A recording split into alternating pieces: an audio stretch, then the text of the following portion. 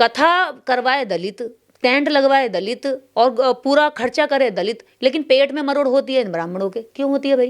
वो खर्चा उनका हो रहा, तुम्हारे क्यों हो रही है? कुर्सी पर वो बैठ रहे हैं, कथा वो सुन रहे हैं, कथा वो करा रहे हैं, लोग उनके आ रहे हैं, उनके जा रहे हैं, खर्चा उनका हो रहा, जमीन उनके। तुम कौन हो बीच में जाकर के उनकी कुर्सियों को तोड़ने वाले? तुम कौन हो वहाँ फायरिंग करने वाले? तुम कौन हो उन लोगों को नुकसान पहुंचाने वाले? भैया जब ये तुम्हारे यज्ञ हवन में जाकर के ये तुम्हारे वहाँ पानी नहीं डालते, तुम्हारे यज्ञ में जाकर ये कोई नुकसान नहीं करते, तुम्हारे जो पंडाल लगते हैं, जो तुम जागरण करते हो, कीर्तन करते हो, हवन करते हो, उनमें ये कभी जाकर के तुम्हें नहीं रोकते, तो तुम इनके उसमें जाकर के क्यों रोक टोक करते हो? इसका मतलब ये है कि तुम बुद्ध के विचारों से डरते हो, तुम सच्चाई से डरते हो, और तुम अपने जो झूठ के आधार पर तुमने इन लोगों को गुलाम बना के रखा हुआ है, धर्म की आड़ में जो इनकी तुम गुलाम इनकी शोषण करते हो, वो शोषण खुल रहा है, उस शोषण की परतें खुल रही हैं। दलित मंदिर में जाए तो पीट करके भगा दिया जाता है, वो कांवड़ लेकर आए तो उसके साथ में दिक्कत होती है, जल नहीं चढ़ाने दिए जाते हैं। अब वो अपनी बुद्ध कथा करा रहे हैं तो जब भी दिक्कत हो रही है उनको, दिक्कत हो रही है। मैं वही तो कह रही हूँ, जब ये मंदिरों में जाए तब ये पीटते हैं, जब ये इनके साथ में जाकर के किसी भंडारे में जाकर बैठे तो इन्हें नीचे बिठा के खिलाया जाता है, इनका हर जगह अपमान किया जाता है। जब वो अपमानित दलित वहां से हट करके अपना स्वाभिमान का कुछ अपना ठिकाना बना के वहां पे सुनता है, अपनी कथाएं करता है, कोई धार्मिक रूप से सामूहिक रूप से जुड़ता है, तो इनको तकलीफ होती है। यानी उनका अमृत काल में जीना दूभर है, ना वो इधर जीने देंगे, ना वो उधर जीने देंगे, ना वो बीच में बैठने देंगे। यानी कि उनकी जिंदगी को इतना मुश्किल बनाते हैं कि वो जाएं तो जाएं कहाँ। दलितों की तो स्थिति ऐसी करके रखी कि वो कहाँ जाएं? वो जागरूक होकर अपना रास्ता बनाए तो उनके रास्ते में आके खड़े हो जाएंगे। तुम्हारे साथ चलने के लिए तैयार हूं, तुम्हारे मंदिरों में जाने को तैयार हूं, तो तुम वहां मंदिरों में जाकर उनका शोषण करोगे, मंदिरों में नहीं घुसने दोगे, वहां से मार के पीट के भगा दोगे। तो मुझे ये समझ में नहीं आता कि अमृतकाल चल किसके लिए रहा है। निर्देश जी, उत्तर प्रदेश के घाटमपुर स्थित एक गांव में दलितों की कथा में विघन डाल दिया गया। वहां पर ब्राह्मण समाज के लोगों ने फायरिंग करी, तोड़फोड़ करी और कई लोग उसमें गंभीर रूप से घायल हैं। बुद्ध कथा में जो विघन डाला गया है, पूरे मामले को आप किस तरह से देखती हैं? देखिए, ये जो विघन डालने वाले लोग हैं ये सारे मिश्रा हैं। उसमें से जितने भी नाम है मिश्रा हैं, द्विवेदी हैं और पांडे हैं, इस तरह की जातियां हैं जो ब्राह्मण वर्ग से आती हैं। ये वो लोग हैं जो हमेशा से चाहते हैं कि दलित और ओबीसी लोग इनके कहने के अनुसार चलें। अगर ये नहीं इनके कहने से नहीं चलेंगे तो ये इन्हें क्या चैन नहीं पड़ता। अब जब जो लोग बुद्ध को जान रहे हैं, पढ़ रहे हैं, समझ रहे हैं, तो क्या इनकी गुलामी छोड़ रहे हैं। और जब गुलामी छोड़ रहे हैं तो इन्हें लग रहा है कि जब गुलाम भाग जाएंगे तो हमारी गुलामी कौन करेगा, हम राजा बन के हम बैठ करके कैसे खाएंगे। इनको जो जातीय जो इनके अंदर खुशी महसूस होती है अपना दास बना करके उन लोगों को अपने इशारों पर नचा करके, वो खुशी महसूस नहीं होगी। इसलिए इन्हें नफरत लगती है कि ये बुद्ध की कथा क्यों कर रहे हैं, ये सारे लोग इकट्ठे होकर के डॉक्टर अम्बेडकर के विचारों का प्रचार प्रसार क्यों कर रहे हैं। जो दूसरे धर्म के कथावाचक हैं उनको तो बड़े बड़े जो है तंबू लगते हैं और वहाँ लाखों लोग पहुँचते हैं। वहाँ तो दलित जाकर के या जो गरीब जातियों के व्यक्ति हैं वो तो कोई विघन नहीं डालते हैं। आखिर इनके जो कार्य में क्यों बाधा डाली जा रही है? देखिए, मैंने कहा ना, क्योंकि झूठ हमेशा सच से डरता है और अंधेरा हमेशा उजाले से कांपता है। तो वही है, बुद्ध सच है और जो ब्राह्मण का बनाया हुआ जाल है वो झूठ है। तो इसलिए वो क्या है, जाकर के इनको रोकते हैं या फिर कई बार ओबीसी से रुकवाते हैं जब दलित करता है। जब ओबीसी इनके कहने में नहीं चला, ओबीसी भी इनसे दूर हट रहा है, क्योंकि ओबीसी खुद बुद्धिज्म की ओर जा रहा है, अम्बेडकरवाद की ओर जा रहा है, अपने महापुरुषों की ओर जा रहा है, ज्योतिबा फूले की तरफ जा रहा है, पेरियार की तरफ जा रहा है। तो अब इन्हें लग रहा है कि ओबीसी तो हमारे हाथ में आ नहीं रहा कि ओबीसी से दलित को पिटवाएं। फिर उसके बाद में इन्हें लगा कि क्षत्रिय से हम अपना जो है काम करवाएंगे, यानी कि अपनी बंदूक क्षत्रिय कंधे पर रख कर चलाएंगे। अब क्षत्रिय ने भी क्या करा, क्षत्रिय कहता भी तुम्हारी लड़ाई मैं क्यों लड़ूं, मैं तो अपनी रोजी की लड़ाई लड़ूंगा, रोजगार की लड़ाई लड़ूंगा, अपने बच्चों की शिक्षा की लड़ाई लड़ूंगा, मैं तुम्हारी नहीं लड़ता। यानी कि इनके हाथ से क्षत्रिय भी निकल रहा है, ओबीसी भी निकल रहा है और दलित को सताने के लिए भी इन्हें खुद सामने आना पड़ रहा है। आप देखेंगे पहले हमेशा इस तरह की घटनाओं में आपने देखा होगा कि ओबीसी के नाम होते थे या फिर क्षत्रियों के नाम होते थे, लेकिन अब खुद स्वयं कूदना पड़ रहा है ब्राह्मण को। इतना मजबूर हो गया लोगों की जागरूकता से कि इसे खुद आगे आकर के अपना नाम बदनाम करना पड़ रहा है। उत्तर प्रदेश में राम राज्य बताया जाता है, हिंदू राष्ट्र बताया जा रहा है, अमृत काल चल रहा है। क्या अमृत काल में हिंदू राष्ट्र में, राम राज्य में दलित बुद्ध कथा नहीं करा सकता क्या उत्तर प्रदेश में? देखिए, अमृत काल जो चल रहा है वो नेताओं के लिए चल रहा है, वो एक विशेष पार्टी के लिए चल रहा है, वो एक विशेष संगठन के लिए चल रहा है, विशेष वर्ग के लिए चल रहा है। अमृत काल की अगर बात करें तो यहाँ पर इतनी दुर्गति है कि खुद ही जातियों के नेता अपनी जातियों की बात नहीं करते। वो अगर अपनी जातियों की बात करेंगे ना तो अमृत काल तब तक ही दिखाएंगे जब तक चुनाव होता होगा, जब तक वोट लेना होता होगा। बाकी और यहाँ कोई अमृत काल नहीं है। ये अमृत काल की सच्चाई है। यहाँ पर आए दिन जो है महिला शोषण का शिकार हो रही है। यहाँ तक कि जुडिशरी में बैठी हुई जज महिलाएं जो है इच्छा मृत्यु की मांग कर रही हैं, ये अमृतकाल है। इस देश में जो रेसलर बेटियां वो सड़कों पर बैठ करके न्याय मांगती हैं, ये अमृतकाल थोड़ी है। ये इससे ज़्यादा गंदा काल क्या होगा कि जहाँ पर इस देश में खुलेआम अपराधी घूम रहे हों और जो निर्दोष लोग हैं वो सड़कों पर बैठ करके न्याय की भीख मांगते हैं। जो लोग जब इनकी कथाओं में, पंडालों में जाकर के जब तालियां बजाते हैं तो इन्हें बड़ा अच्छा लगता है, खुशी महसूस होती है कि हाँ, हमारे इतने सारे लोग गुलाम बन के बैठे हमारी बात में हाँ हाँ कर रहे हैं और ताली बजा रहे हैं।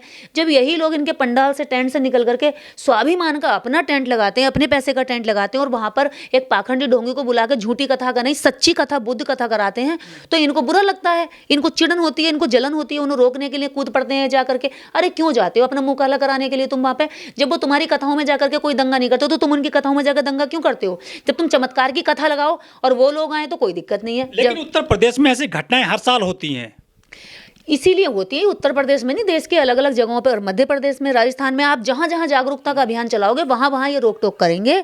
और रही बात हमारे उत्तर प्रदेश की, तो यूपी का एक सबसे बड़ा जो एक पैटर्न लेके चल रहे हैं ना, राम राज्य में खुद शंभूक का गला काट दिया गया था, शंभूक का वध कर दिया गया था राम राज्य में शिक्षा लेने पर। तो आज यहीं पर जो दलित हैं और जो ओबीसी लोग हैं इकट्ठे होकर के जब सामूहिक रूप से बुद्ध कथाओं की शिक्षा लेते हैं, बुद्ध के जीवन की शिक्षा लेते हैं, तो ये उनको जाकर के रोकते हैं, क्योंकि गला तो काट नहीं सकते। इस समय कानून है, कोर्ट है, कचहरी है और थाने हैं, इनके ऊपर ज़्यादा से ज़्यादा कड़ी कार्रवाई हो जाएगी, इसलिए ये ऐसा तो कर नहीं सकते। यहाँ पे जो एक पूरे देश की आबादी का जो चौथा हिस्सा है वो तो अपने आप को यहाँ हर जगह सताया हुआ महसूस कर रहा, छला हुआ महसूस कर रहा। तो अमृतकाल किसके लिए चल रहा है मेरे भाई?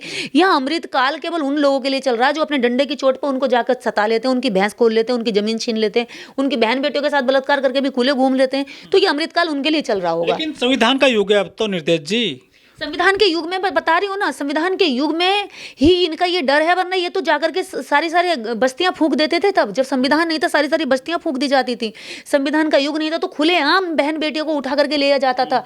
संविधान के युग में ही आप देखते हैं कि फूलन देवी के साथ क्या हुआ था, कि फूलन देवी को नग्न करके कुएं से पानी भरवाया गया था। ये इनकी भड़ास है, सदियों का गुस्सा है इनका, जो ये राजा महाराजा बनकर के ये बैठे रहे एक वर्ग विशेष पर, वो वर्ग विशेष इनके हाथ से खिसक रहा है।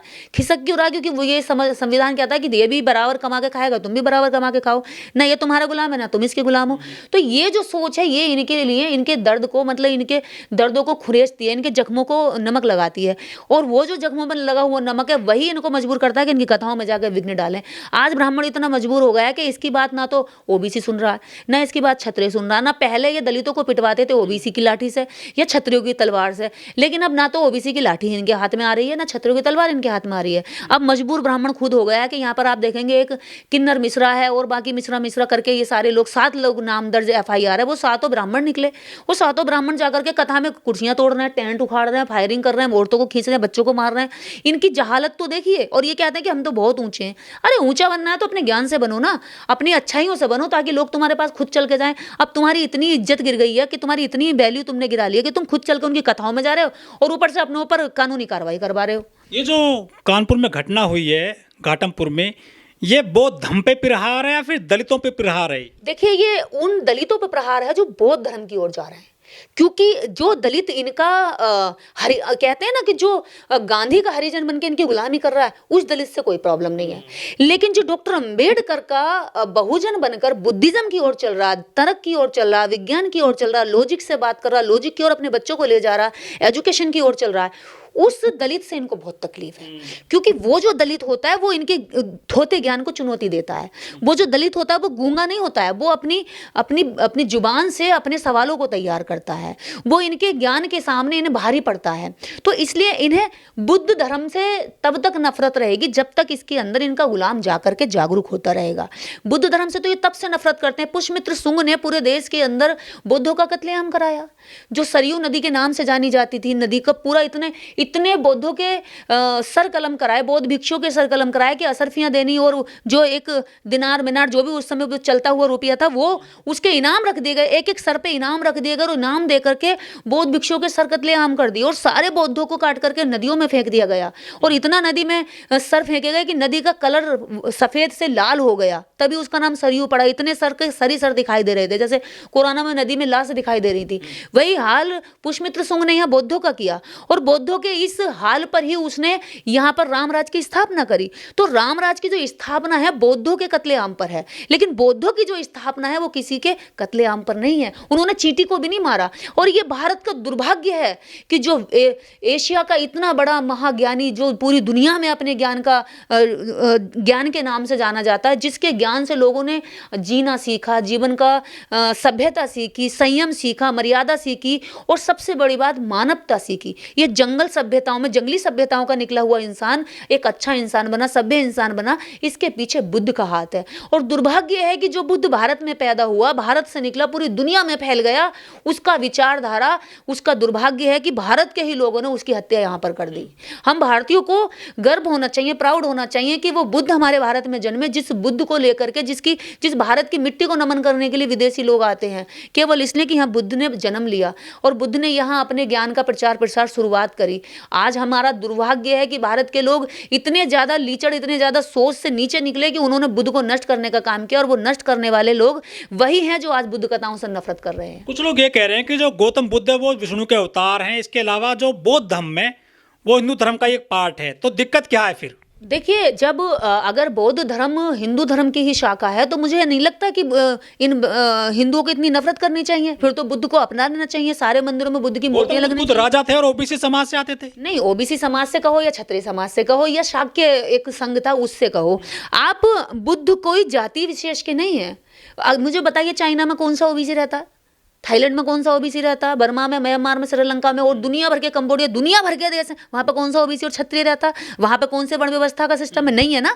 लेकिन बुद्ध वहाँ भी प्रासंगिक है, बुद्ध वहाँ भी लोगों के लिए पूजनीय है, बुद्ध वहाँ भी लोगों के लिए सम्मानीय है। यहाँ तो दिक्कत है ना। यहाँ दिक्कत इसलिए है कि यहाँ पर जो वर्ण सिस्टम है कि ऊपर ब्राह्मण रहेगा, ब्राह्मण के नीचे क्षत्र रहेगा, क्षत्र के नीचे शूद्र रहेगा, और शूद्र के नीचे जो है फिर वो ब्राह्मण रहेगा, क्षत्रिय रहेगा, वैश्य रहेगा, और उसके नीचे फिर सबसे नीचे शूद्र रहेगा, और शूद्र के नीचे जो अछूत रहेगा। अब दिक्कत यह है कि जो अछूत को हमने सबसे नीचे रखा, वो अछूत बुद्ध की बात कर रहा है। और ये बड़ी गंभीर और डीपली विचार करने वाली बात है कि जो ऊपर रहे, जो ज्ञान का डंका बजाते रहते हैं अपने कि हम बहुत बड़े ज्ञानी हैं, हमारे वेद लिखे, हमने पुराण लिखे, हमने कथाएं लिखी, वो ज्ञान मानने वाले लोगों ने बुद्ध के ज्ञान को नकार दिया। लेकिन जो सबसे नीचे रहने वाला तबका, जिसको अछूत कहा गया, जिसको आज दलित कहा जाता है, उस दलित की सोच देखिए, इतना नीचे रखने के बाद भी उसकी सोच कितनी हाइट पर है कि वो बुद्ध को पहचान रहा है, वो बुद्ध की बात कर रहा है, बुद्ध के विचारों का प्रचार प्रसार कर रहा है। बड़ी बात यह है कि वो अपनी कथाएं लगा रहा है छोटे छोटे स्तर पर, जितना उसका खर्चा हो सकता है अपने संसाधनों से। जहां सरकार बुद्ध के नाम पर उन लोगों को 1,000 रुपए का भी अनुदान नहीं दे सकती है, लेकिन वो अपनी जेब का पैसा काट करके खर्चा करके कथाएं करा रहा है। लेकिन जो ज्ञान की बात करता, वेदों की बात करता, विज्ञान की बात करता है, वो सत्यानाश कर रहा है कि वो वहां जाकर के कथाएं तोड़ रहा है। ये दिक्कत वाला जो वर्ग है ना, आप देखेंगे कि मीडिया में बैठा हुआ भी ब्राह्मण वर्ग है। आप बहुत सारे लोग कहते हैं कि हमेशा आप टारगेट करते हैं एक विशेष जाति को। मैं टारगेट नहीं करती हूँ। वो लोग हमेशा से बुद्ध के विचार को टारगेट करके उन्हें खत्म करना चाहते हैं, तो हम बताते हैं कि वो कर क्या रहे हैं। मीडिया में बैठा हुआ एक वर्ग है जिसके नाम के पीछे द्विवेदी है, मिश्रा है, चतुर्वेदी है, शर्मा है, इस तरह का जो वर्ग है वो आप जानते हैं किस जाति से आता है। वो हमेशा क्या करता है कि जहां जहां भी वैज्ञानिक दृष्टिकोण पर दलित, ओबीसी या पिछड़ा, या फिर आप ये देखेंगे कि जब क्षत्रिय भी वैज्ञानिक दृष्टिकोण अपनाता और आगे बढ़ता है तो उसकी भी वो खत्म करा देते हैं। जैसे गोगामणि, राजस्थान का जो करणी सेना का अध्यक्ष, जो पहले जब दलितों के खिलाफ नफरत उगल रहा था तो उसको सुरक्षा दे रहे थे, उसको बढ़ावा दे रहे थे। लेकिन जब उन्होंने डॉक्टर अंबेडकर को पढ़ा, बुद्धिज्म को पढ़ा, जब वो उधर जाने लगा कि हाँ जय भीम होना चाहिए देश के अंदर, और जय भीम, डॉक्टर अंबेडकर ने हमें सारे अधिकार दिए, हमें इस देश के अंदर जो हम पर राज करने वाला, हमें गुलाम नीचे रखने वाला जो वर्ग है उसकी हम गुलामी नहीं करेंगे और हम ना क्षत्रिय धर्म निभाएंगे, तो उसकी हत्या करवा दी। यानी कि जो यहाँ बुद्ध की बात करेगा, जो अंबेडकर की बात करेगा, वो किसी भी जाति विशेष का हो। अभी आप सोचते हैं कि अगर कोई ब्राह्मण अंबेडकर की बात करेगा तो वो उनके लिए कतारा हो जाएगा? नहीं, अगर कोई भी ब्राह्मण वर्ग से निकलने वाला व्यक्ति अंबेडकरवाद की बात करेगा, बुद्धिज्म की बात करेगा, तो वो भी नफरत का शिकार होगा। ये मत सोचना। पंडित राहुल संक्रांति है, कितने बड़े बड़े इस देश के अंदर अभी भी आप देखेंगे, और झारखंड के एक और यहाँ पर अभी कई ऐसे लोग हैं जो ब्राह्मण हैं लेकिन इनकी विचारधारा के साथ मैच नहीं करते, अम्बेडकर राइट हो चुके हैं, तो उनसे नफरत करते हैं, उनके साथ नहीं रहे वो। तो क्या इतिहास में बिल्कुल सही लिखा गया है कि बौद्ध विहार तोड़े गए, बौद्ध मंदिर तोड़े गए, और जो गौतम बुद्ध बौद्ध धर्म का जो प्रचार प्रसार था उस पर रोक लगाई गई थी?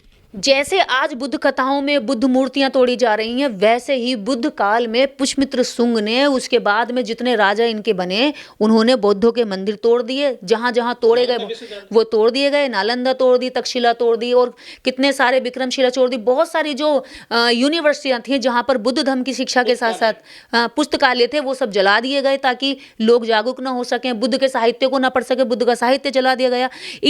जैसे आज कथाएं तोड़ी जा रही हैं, जैसे आज कथाओं में, पंडालों में आग लगाई जा रही है, लोगों को डराया धमकाया जा रहा, वैसे ही उस समय पर डरा धमका करके, कत्लेआम करके सारी जो कहानी है वो समाप्त करने की कोशिश की। लेकिन कहते हैं ना, सत्य को विचलित किया जा सकता लेकिन पराजित नहीं किया जा सकता। देर से ही भले सत्य उठकर आता है, और वही आज बुद्ध के साथ हो रहा है। बुद्ध निकल कर आ रहे हैं। कितनी भी धरती के नीचे गाड़ने के बाद हम जमीन खोदते हैं, एशिया की जब हम पूरी एशिया में जब जहां जहां खुदाई होती है, 25-30 फीट खोदने के बाद ही तुरंत बुद्ध हाथ आ जाते हैं। यही कारण है कि यह धरती बुद्ध की है। यहाँ पुष्यमित्र शुंग और मनु के जो कपूत हैं, वो कोशिश करते हैं कि बुद्ध को दबाया जाए, छला जाए, या फिर उसका ब्राह्मणीकरण किया जाए, पर बुद्ध ऐसी घटनाएं हो रही हैं, ये जानलेवा हमले किए जा रहे हैं गरीबों पर, दलितों पर, इससे क्या वो लोग डरेंगे या फिर आगे चलेगा पूरा कार्रवाई? नहीं नहीं, ये तो बहुत अच्छा हो रहा, मैं इसको अच्छा मानती हूँ। क्योंकि जब पहले ब्राह्मण क्रिया में होता था और हम किसी प्रतिक्रिया में नहीं होते थे, इस देश के दबे दलन कुचलन करने वाले लोग। लेकिन आज पासा पलट गया संविधान के बाद। कैसे? इस समय क्रिया कौन कर रहा है? क्रिया कर रहा दलित वर्ग। कैसे करता है वो क्रिया? जय भीम बोलता है, नमो बुद्धाय बोलता है, उसके विचारों का प्रचार प्रसार करता है, टेंट लगाता है, मंच लगाता है, अपने भाषण देता है। जिसको बोलने का अधिकार नहीं था, आज वो मंच लगा के भाषण देता है। जिस औरत को जूती में रखने का अधिकार नहीं था, आज वो औरत बुद्ध के मंच पे बैठ करके बुद्ध कथा करती है, गाना गाती है। मेरे जैसी महिला स्पीच करती है।